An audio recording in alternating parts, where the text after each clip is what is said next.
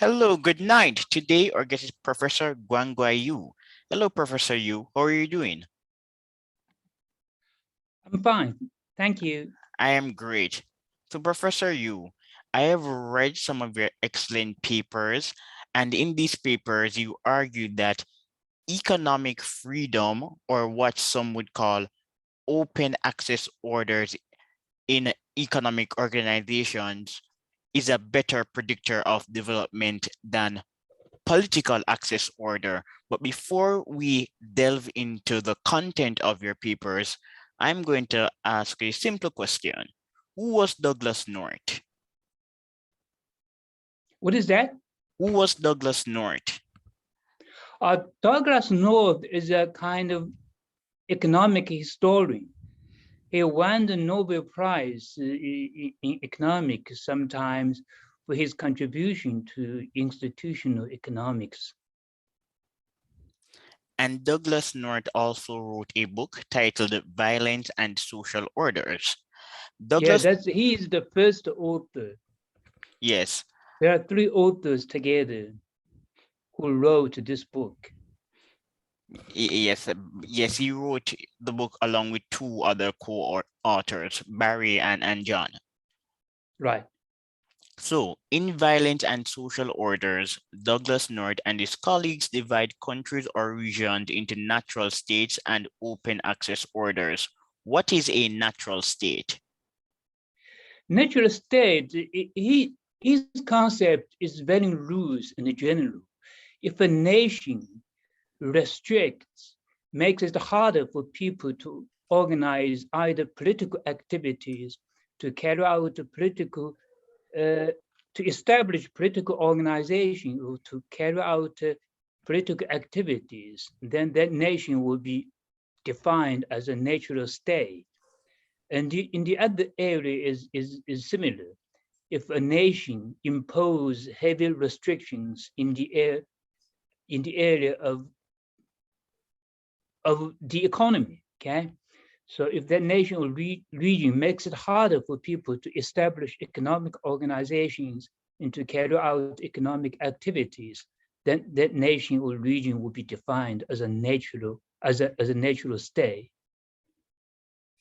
So open state, according to their kind of concept, means a nation should make it easy for people to establish economic organizations to carry out economic activities, and also to make it easy for people to establish political organizations and to carry out political activities. So that basically means, at least in the political sphere, there should be some kind of contestation, or there should be a kind of multi-party systems. And when we talk about open access orders in economics and politics, what do we mean? They try to explain that if a nation or region is in the category of so-called open access order, now it's likely to perform better than a nation or region which is in the natural state. Professor, you have written several papers on the topic. You cover China, Japan, Brazil, and India, but we'll be focusing primarily on China.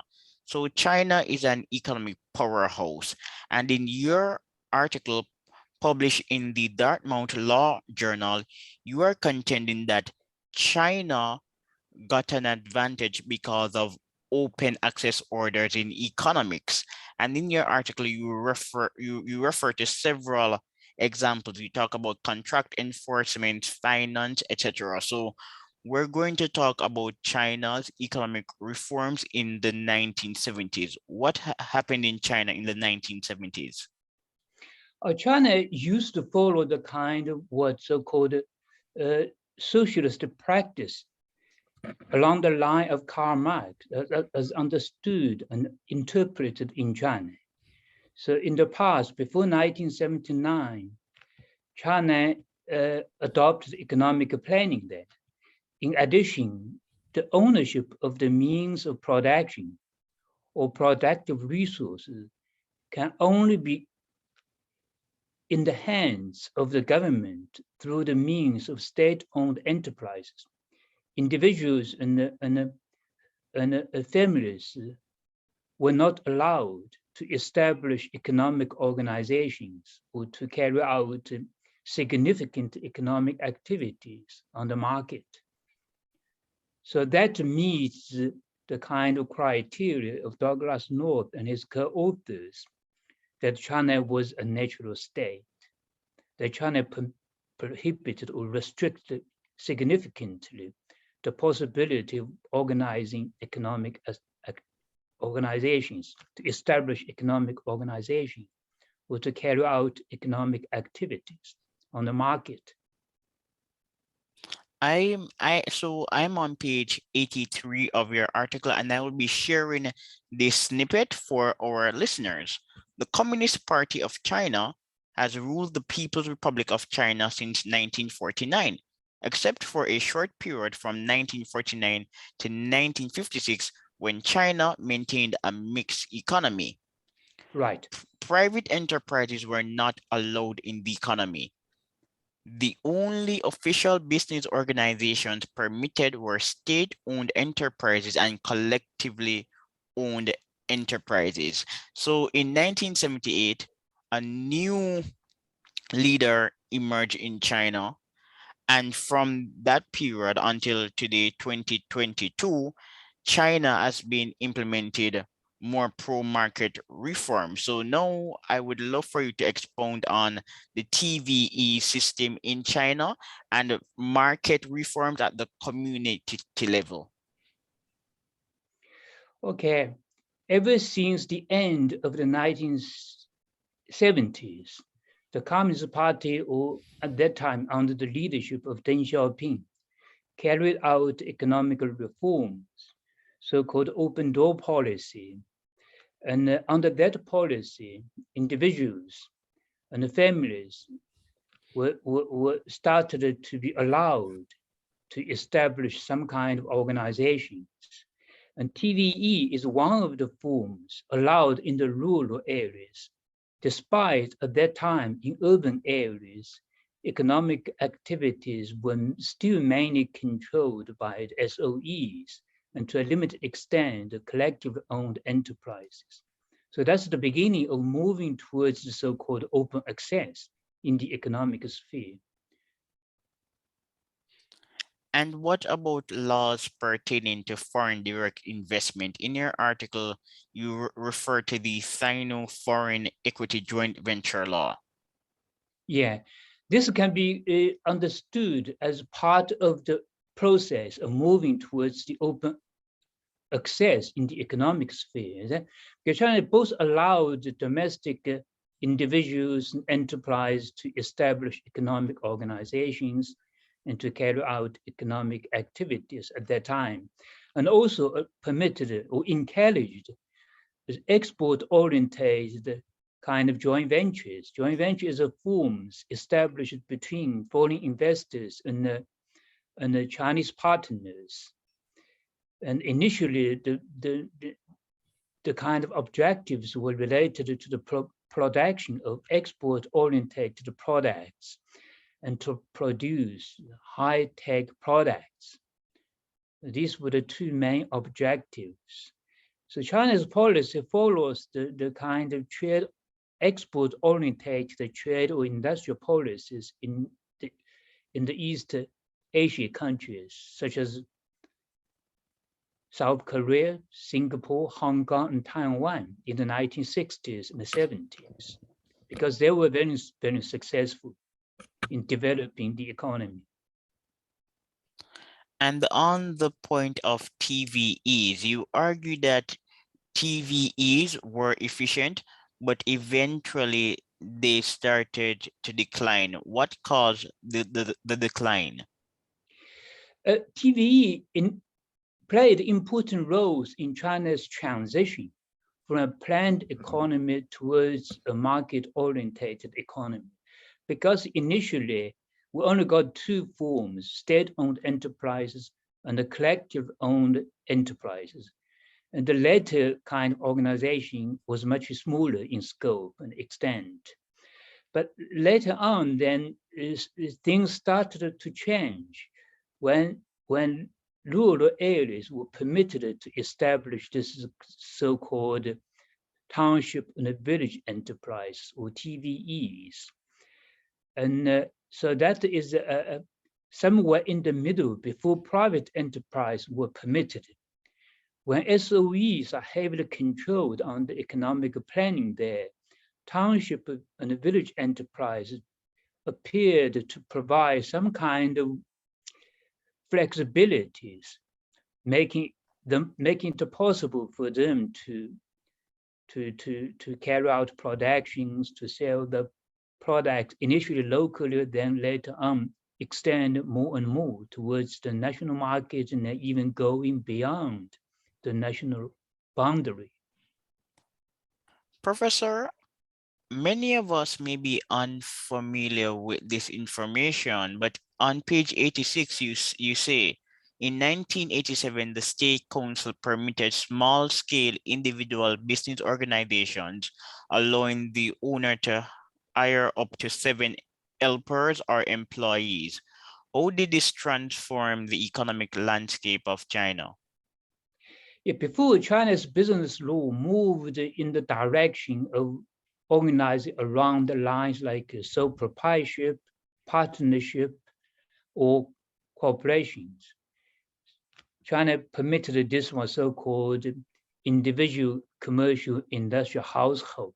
Basically, it's kind of sole proprietorship business. So initially, they weren't allowed to hire like seven helpers in the business. But when later on private enterprises were permitted, and these enterprises enjoyed a kind of privilege without any limitations on the number of helpers or employees. Were the private enterprises more efficient than the state-owned enterprises?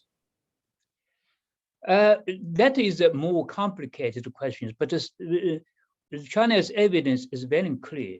The private enterprises are more likely to be efficient than township and village enterprise, or the TVEs.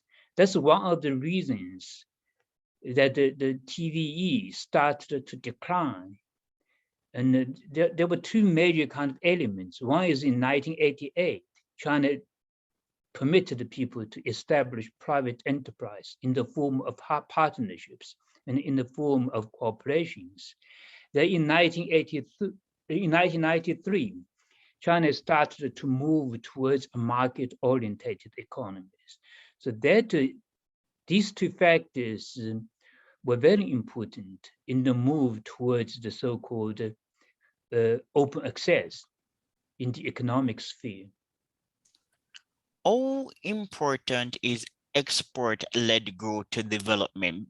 It is frequently promulgated that East Asian countries relied on tariffs, but several studies have refuted this argument, including your article, because in your article, you're talking about export-oriented trade growth that was associated with technology transfer and knowledge partnerships with foreign countries.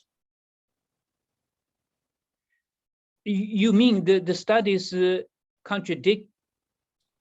No, your study and other studies contradict the argument that Asian countries relied on tariffs to boost growth. I don't think that's the case. Initially, that's yes, but gradually, with the pursuit of this export-oriented trade policies, at least in terms of import duties, the trend is to reduce import the kind of tariff duties, so that makes it possible to export more and more. It's different from the case like Brazil in the 1970s, 80s maybe. And laws were implemented like the Sino Foreign Equity Joint Venture Law to favor joint ventures that would allow Chinese companies to access advanced technologies? Yeah, that's something borrowed from the other kind of Asian countries regions in South Korea or Singapore and Taiwan. Initially, they all also adopted this type of things when they introduced or encouraged foreign direct investment or FDI. The, the two important objectives, one is to produce high-tech products, the other is to produce products for exports.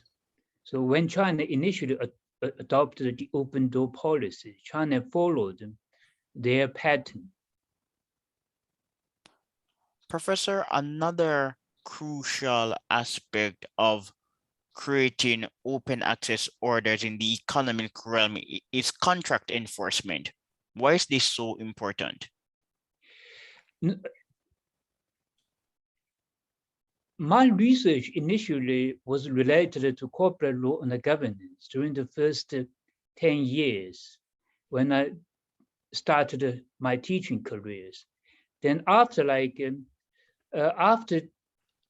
2005 or something, I started to pay attention to contract law, market-oriented economies, and legal institutions supporting market-oriented economic activities. Now, I started to pay attention to Douglas North's institutional approach. Douglas North paid tremendous attention to this matter, saying that the contract enforcement and the property rights definition enforcement are very important to nations' economic performance, or to explain the relative kind of performance of different nations in history. So I started to pay attention to that in China to see whether these are able to explain that the contract enforcement, better property rights definition enforcement are able to explain and China's performance. To a large extent, my conclusion is that is true to a large extent. So then later on, I start to read Douglas' most recent kind of book, and that's The Violence and the Social Orders. And he, together with the other two authors, we talked about at the beginning. And then with respect to that book, and then I start to diverge from Douglas North. Douglas North is very important in terms of his institutional approach to economic development. My view is that his views on contract enforcement, property rights definition, and the protection are very important to developing nations. But when he moves on, saying that Douglas North's book, let me say it, something like it means two things. One is they try to challenge one of the elements of Western democracy, that is inclusiveness or popular elections. According to them, popular elections are not very important.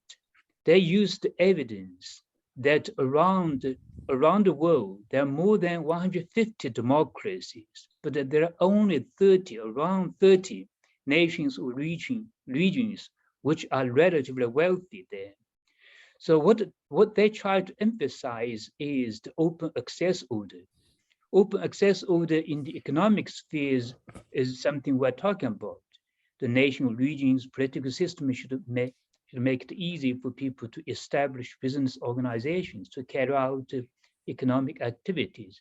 But also they require both, not only in the economic sphere, but also in the political sphere.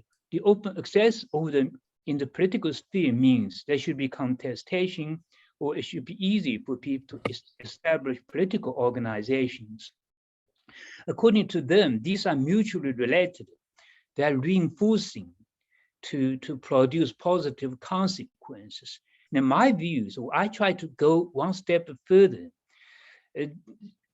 Popular elections may be important, but at the most is indirect. It's not the direct cause of economic performance.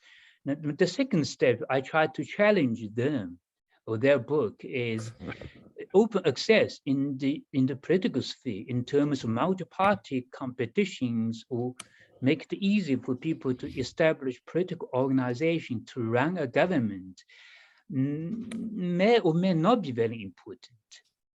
It may be just one of the methods, possible ways of moving towards better economic performance. But it doesn't have to have kind of very severe or fierce political competitions among different parties to achieve consensus that a nation should move towards open access in the economic spheres. In other words, I try to challenge both elements of Western democracies by using evidence in China, in Asia, and going beyond Asia. Like Brazil is now also paid attention to the UK and the US and Germany, the three developed Western nations. Professor, so since we're on the topic of contract enforcement, in your article, you also talk about dispute resolution, and you mentioned a contract platform called the TAOBAO. Is it, how do you pronounce that? What's TL? Yes, tell us about that system. Oh, Taobao. Yeah, Taobao, yes. Taobao is a platform, something like Amazon in the US or eBay, something. Taobao provides a platform for small, like maybe big, but normally very small kind of purchase, buying things from producers or normal producers directly. And so it's a third party created platforms for people to carry out exchange. And does it foster trust? Taobao has changed the kind of exchanges that traditionally we followed in China or in other places. That's the retail sectors. The traditional kind of retail business is people go to shops to buy things there directly.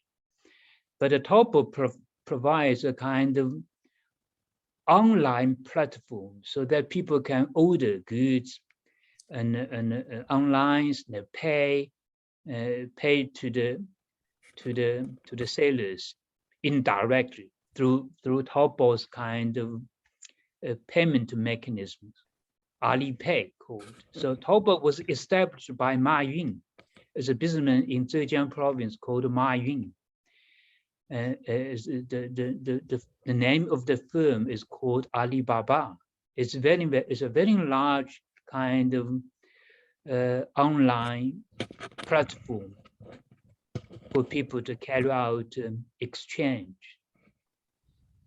So and is it also well, because it's a platform, obviously it's linked to the financial market and business systems more broadly. So moving on to talk about finance, how did the financial system evolve during the pro-market period in China? Because according to economists like LSV, economists mainly in the US or in the West, they considered that the finance is very important in promoting economic development.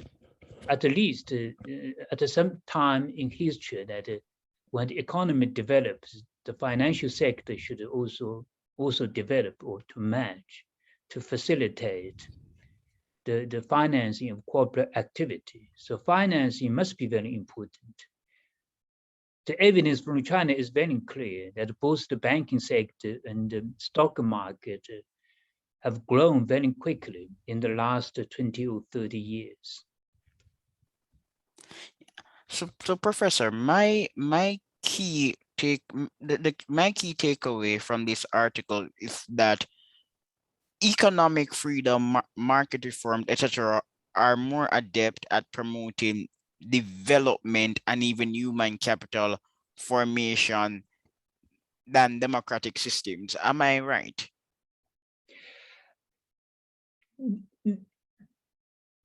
I think you can interpret my writing in this way. At least these are the direct cause of economic performance. Democracy in terms of contestation or inclusiveness, popular election, to me, to a large extent, is the outcome or consequence of political, historical, economic development. So we're not able to say these are not important, at least they indirectly shape possible economic development. But then they are not the direct cause. There are other ways of doing things. Exactly. So it is possible for the state to be authoritarian, yet it promotes markets. That's right. At least evidence in Asia is very clear. We don't have a nation or region in Asia that suddenly started to adopt the Western type of democracy. Then ever since that point of time, they started to develop institutions well. They started to adopt the right type of policy. Then economic growth started to to to to be very well. Like the case of Singapore. Singapore has been run by the People's Action Party ever since 1959. So Singapore has been ruled by a dominant party. Japan, it's difficult to say that Japan is not a democracy. Japan is. But Japan has been ruled mainly by the dominant party, the liberal democratic parties, for a long time. Only in very too short period of time, there was other type of kind of parties in coalition ruling Japan. So Japan, Singapore are the two best managed countries in Asia. It doesn't appear that these two nations follows the standard Western models very well. China is the third example. China it goes one step further. Singapore, Japan at least permitted opposition parties, let them to monitor, let them to participate in the coordination kind of activities. And China permitted opposition parties, at And least up to this point. and did the education system improve because of economic progress? I think education and economic performance are mutually related. But in order to develop the economy well, the nation must make tremendous efforts in improving the education systems. Initially, the enrollment rate of primary school education must improve, and then graduate secondary school enrollment, and then to the tertiary sector enrollment rate. So China's evidence is very clear in all three areas that things have improved significantly. Because of economic reforms and open access orders in economics, not necessarily politics. No, Yeah, Professor, right. I also read your paper on India and I Yeah, really enjoyed that paper. The paper on China is also excellent, but I like the paper on India because I think that India allowed us to capture the full essence of what you're saying because we have several studies on India saying that India really started to improve when it implemented free market reforms. And India was a democracy for a long time, and becoming independent did not transform the economic landscape of India. right. So tell us a little about India and its economic reforms. So in order to explain my case of China, the first piece I try to write is about India. And the result of my study is something like this, okay? Despite the adoption of Western democracy in India, there's open access in the political sphere in India in 1949. India became independent in 1947. But the performance of the economy in the first 30 years was not very good, maybe even worse compared with China's in the first 30 years. Then from the very beginning of the 1980s, India started to liberalize the economic sectors. What is a puzzle of India is this: why a liberal political system should at the same time follow the kind of Soviet models of economic planning and heavy use of state-owned enterprises and licensing, all these. So the political sphere and the economic sphere did not appear to match very well. So the story compared with the former Soviet Union and China was different because Soviet Union and China tried to follow the kind of Karl Marx's capitalist societies or socialist economies. And that's why they eliminate private enterprise. They practice economic planning. But the Indian followed the Western kind of liberal political systems, but at the same time followed the Soviet model of economic planning and by the heavy use of state-owned enterprises. That explained because in the economic sphere, there was restricted access. According to my interpretation, there's no open access in the economic sphere. That is why one of the reasons why India was not able to perform very well in terms of economic development. And Japan. What about the case of Japan? How did Japan get rich? Industrial planning, economic freedom. What did Japan do? India and Japan, these two cases are slightly complicated compared with Singapore and China in order to explain my kind of views or positions. Japan is something like that. Japan started to modernize after the Meiji restorations in 1868 at that time. So it's much earlier than India. And from that point of time, Japan started to learn and to move away from its traditional kind of public governance by following Confucianism or something. They started to move away because they realized the West was at that time was far more advanced and developed. So Japan, from that point of time, started to learn the West. They mainly focus in the areas something like what? Science and technologies. They invite lots of experts from France and the Netherlands to help them to establish technology schools, universities. Japan also paid tremendous attention to the establishment of the legal system. That's the rule of law, something like. They start to build a kind of civil code, the commercial code, following the line the models of the French civil code, the German civil and the commercial codes. That's the starting point of explaining Japan's economic development or modernization. So Japan was the first in modernizing by quickly moving towards the kind of Western ways of doing things in the middle and towards the end of the end of 19th centuries. And So Japan's model's explanation is, to me, it started to facilitate the open access in the economic sphere, but that's not enough. It's also related to the efforts in building the interconnected institutions I emphasized in the series of articles I have written. And these are related to contract enforcement, property rights definition enforcement, financial market, rule of law, and education, human resource allocation. I call these interconnected institutions because to some extent, they should be related. If a nation only has one, may not be able to develop very well.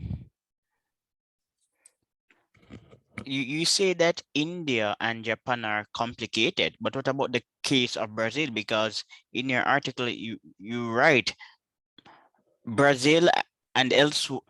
In I have also analyzed the cases of India, Japan, and Brazil elsewhere to show that open access to political organizations does not play a meaningful role in economic development or even human development.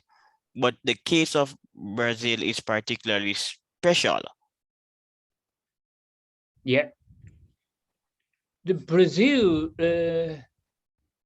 is one of the country-specific case studies that I focused upon. I choose Brazil. One is it's a developing nation. The other reason I chose Brazil was that Brazil is one of the 5 BRIC nations. So that's something like including Russia, India, Brazil, South Africa, and China. They are the 5 BRIC nations. And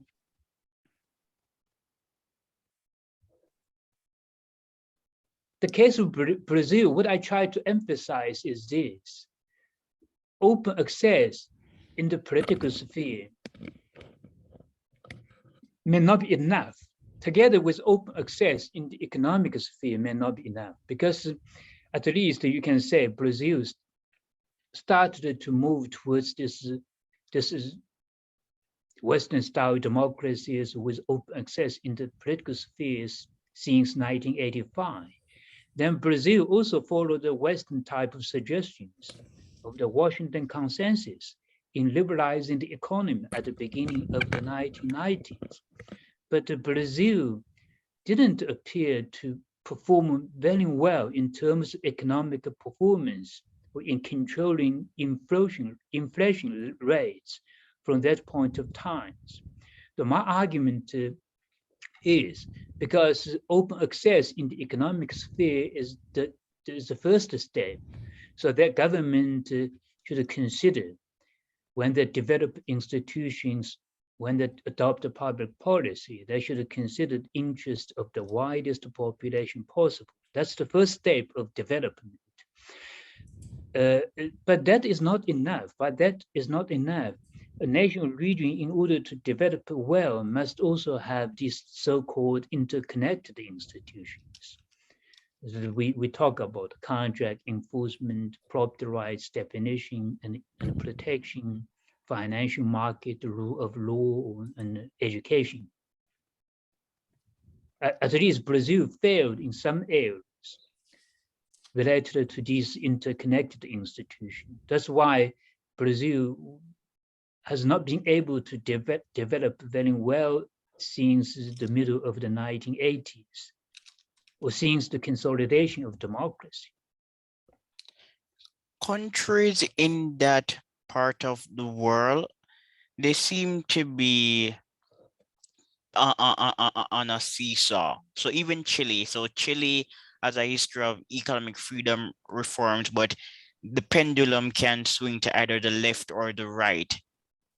Those countries appear to be less assimilable. I guess you're right, but I haven't paid much attention to the other Latin American nations other than Brazil. Yeah, there's a new article out. I plan to read it. A researcher, he is chronicling the rise of laissez-faire views in Argentina.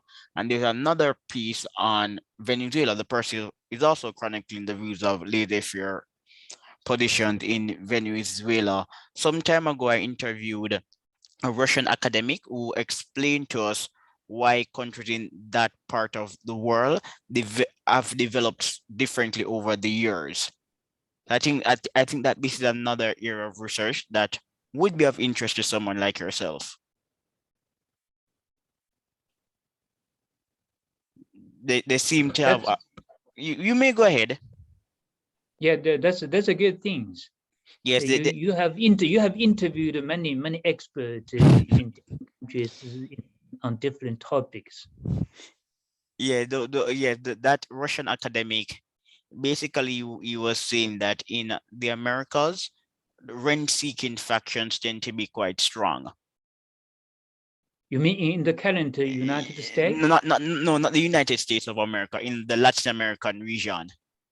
It's likely Yes, to be the case. yes, the rent-seeking Because factions are strong. The institution like property rights definition and protection is kind of economist has written something on that. it's not very good in terms of defining, enforcing property rights. When people, like a larger proportion of the people, live in these informal housings, then it's very difficult to use these assets, housing assets, as collaterals to borrow money, to turn, in other words, turn these into live capitals for carrying out, for financing economic activity. So property rights definition and protection must be very important. The other part is the informal sector in Latin American is proportionally large, much larger than elsewhere. And this is partly explain why contract enforcement becomes difficult, why courts are not able to efficiently deal with disputes among private parties or something. So, Professor, what are you working on currently? To a large extent, I believe I've completed this project on law and development related to not only to Douglas North, because Douglas North and his co-authors in the book entitled Violence and Social Orders, uh, Asimoglu and Robinson have also produced a book entitled Why Nations Fail. And they basically share to a large extent the logic of Douglas North and his co-authors. And they use different language like extractive or inclusive political and economic organizations or systems. So according to them, if the political system is extractive, allowing the few to exploit the rest, then these nations, regions are not able to develop well, something like that. I agree with, and they're also similar to Douglas North and his co-authors. Asimoglu and Robinson share a similar logic that inclusive economic systems and political systems mutually reinforce each other to produce good consequences. I agree with that. Okay, the political system must be inclusive, but inclusive to me doesn't mean it must be run by a two-party systems or three-party or four-party systems. Or what is necessary is the majority of the elites in the nation or region are able to coordinate well to reach consensus so that they are able to build better institutions in the economic spheres, to move towards this open access in the economic spheres, then to build other type of institutions to support the open access in the economic spheres. That's my views. Yes, I may did you see the interview with James Robinson? No, no. Yeah, I interviewed James Robinson some time ago. So we discussed these issues and I shared the critiques because his work has been critiqued by other economists and Melissa Dell, she has a paper slightly critical of Jane Robinson, and there's an older paper written years ago. This writer is an African academic. He did not refer to James Robinson, but he was arguing that extractive institutions can actually promote growth under some circumstances. Yeah, that depends very much on how to understand the so-called extractive political systems. According to like Asimoglu and Robinson, a one-party rule system is extractive. It's impossible to have a one-party system which is very inclusive. And my argument is on this ground rather than on the more general kind of point. Why a one-party system is not able to be inclusive? So long the party is able to permit the elites in different sectors of the nation to join, to participate in the process of coordination. The political system can also be inclusive. So inclusive or exclusive doesn't depend doesn't depend upon the number of parties. It depends upon the cultures and the capabilities the elites are able to coordinate. It's a complicated topic, but we're wrapping up, and I'm going to send you this email because Robinson, he has a new paper out on the role of culture in development, and he's usually critical of culture. I'm yet to read it, but I'm planning to, so I'll send you that link. But Professor, I really appreciate it that you decided to come to the show, and at some point we might just speak again. Okay, thank you very much for having me uh, for this event. And nice to see you in the future. All right, bye, Professor. Bye bye.